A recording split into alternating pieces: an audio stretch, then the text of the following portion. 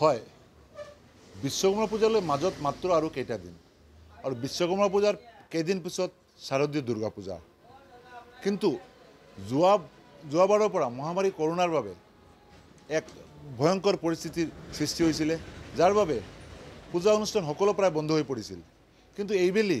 দেখা গৈছে যে চৰকাৰৰ ফালৰ পৰা নতুন SOP জাৰি কৰা হৈছে কিয়নো সমগ্ৰ ৰাজ্যৰ লগতে কৰিমগঞ্জতো কৰোনাৰ পৰিস্থিতি যথেষ্ট মাত্ৰা হ্ৰাস পাইছে যাৰ বাবে বহু ক্ষেত্ৰত চৰকাৰী গাইডলাইনত মানে দিয়া হৈছে যাৰ ফলতে এইবাৰ যে দুৰ্গা পূজাৰ যি বতৰ এই পূজাৰ বতৰত কেনে পূজা অনুষ্ঠিত হ'ব ইয়ালৈ এক আহাৰ সঞ্চাৰ হৈছে বিশেষকৈ এই যে মৃৎশিল্পীসকল তেওঁলোকৰ মাজত এক হাহাকাৰময় পৰিস্থিতিৰ সৃষ্টি হৈছিলে কিয়নো যোৱা বছৰৰ পৰা এই যে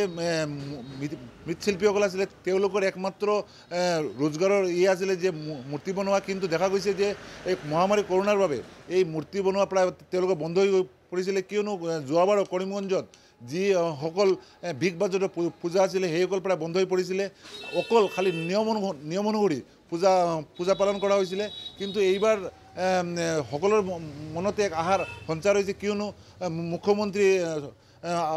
হিমন্ত বিশ্ব শৰ্মা কেইদিন আগতে সংবাদমেলত কৈছিলে যে হয় এবাৰ পূজা হ'ব সেই ক্ষেত্ৰত সকলোৰে ভিতৰতে পূজালৈ এক নতুন সঞ্চাৰ হৈছে মই এই মুহূৰ্তত উপস্থিত আছোঁ কৰিমগঞ্জৰ এখন মৃৎশিল্পীৰ কাৰখানাত আৰু আমি ইয়াৰ যে কাৰখানাৰ যে সামগ্ৰিক দৃশ্য ইয়াৰ ভিডিঅ' জাৰ্নালিষ্ট শুভঙ্কৰ মালাকাৰক আমি দেখাবলৈ অনুৰোধ কৰিম যে ইয়াতে দেখিবলৈ পাইছে যে ইয়াতে মৃৎশিল্পীসকলৰ মাজত অকণমান হ'লেও উৎসাহ পৰিলক্ষিত হৈছে কিয়নো তেওঁলোক পুনৰ মূৰ্তি বনোৱাত ব্যস্ত হৈ পৰিছে আৰু বিশ্বকৰ্মা পূজাৰ মূৰ্তিসকল তেওঁলোকে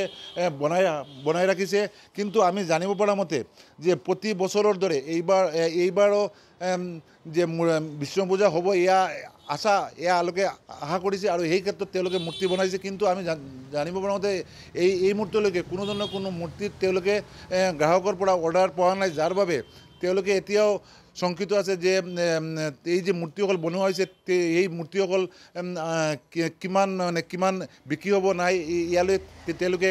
অনিশ্চয়তাত আছে আমি এই যে কৰিমগঞ্জৰ যি মৃৎশিল্পী আমি তেওঁৰ পৰা জানিবলৈ পোনে যত্ন কৰিম যে তেওঁলোকে কি কয় আচলতে যে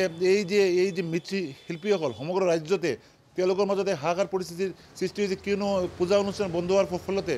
মূৰ্তি বনোৱাত তেওঁলোকে বন্ধ কৰি দিছিলে আৰু আজিৰ দিনত আজি এই যে বৰ্তমান কৰোনাৰ পৰিস্থিতি হ্ৰাস পোৱাৰ বাবে এইবাৰ যে আহাৰ সঞ্চাৰ হৈছে তেওঁ কি কয় আমি তেওঁৰ পৰা পোনে জানিবলৈ যত্ন কৰিম দাদা এইবারতো পূজার একটা আশা সঞ্চার হয়েছে তো কি বলবেন আপনি যে আমি এটাই মানে সরকারের কাছে মানে নিবেদন করি যে কোভিড-19 এবং করোনা ভাইরাস যে রোগ সেই রোগটা দূরে নেওয়ার জন্য এটা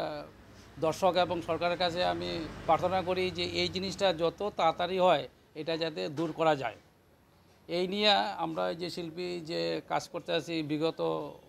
প্রায় 50-60 বছর হইতে কিন্তু এই গত 2 বছরে যে দেখা যায় যে কোনো কাস্টমার পত্র পূজার একটা উৎসাহ সেই জিনিসটা নাই না থাকতে আমার যে কারিগরপত্র আছে এবং আমাদের যে কাজের স্টাফ আছে তাদেরকে আমার কাজের থেকে বঞ্চিত করা হয় নাইলে তো আমি কোনো অর্ডারপত্র নাই কাস্টমারের আমি কি করে মূর্তি বানাই তো গতবার কত মূর্তি আপনি বিক্রি করেছিলেন গত বছরে আমি মোটামুটি বিশ্বকর্মা যেহেতু 50 থেকে 60 খানা আমি তৈরি করি সেই জায়গায় মাত্র 8 থেকে 9 পিস এর বেশি কোনো আর অর্ডারই নেই এবার কীরকম তৈরি করেছেন এবারও ঠিক গত বছরের তুলনায় মতো 50-60 খানা তুলনা করছে যে এখন পর্যন্ত কোনো কাস্টমারের কোনো অর্ডারপত্র নাই এই কন্ডিশনের মধ্যে কি করে যে কাজ করি সেটাই তো মানে এই আমার কাস্টমার হোক এবং আমার কোনো অর্ডারপত্র নাই দুর্গার প্রতিমা কেমন বানিয়েছেন দুর্গা মূর্তিও মোটামুটি 30-40 খানা বানাই তো এবার তো এই পরিস্থিতির লেগে তো মাত্র 10 থেকে 12 খানা বানিয়েছি তাও পর্যন্ত এখন কোনো কাস্টমার কোনো অর্ডারপত্র নাই এই যে করোনা ভাইরাসের যে এটা থেকে যাতে দূরে সরা যায় সেটাই মানে দর্শক এবং সরকারের কাছে আমার বিনতি অনুরোধ যে এটা যত তাড়াতাড়ি হয় এটা সরান যায় মহামারী করোনার কারণে সকলো ক্ষেত্ৰত এক আৰ্থিক অৱস্থাৰ দেখা দিছে আৰু এই ক্ষেত্ৰত বিশেষকৈ মৃৎশিল্পীসকলৰ মাজত এক হাহাকাৰ পৰিস্থিতি হৈছিলে, কিয়নো তেওঁলোকে চৰকাৰী ক্ষেত্ৰত কোনো ধৰণৰ কোনো অনুদান পোৱা নাই, যাৰ বাবে তেওঁলোকে এক কঠিন পৰিস্থিতি আছিলে। কিন্তু আজিৰ দিনত যে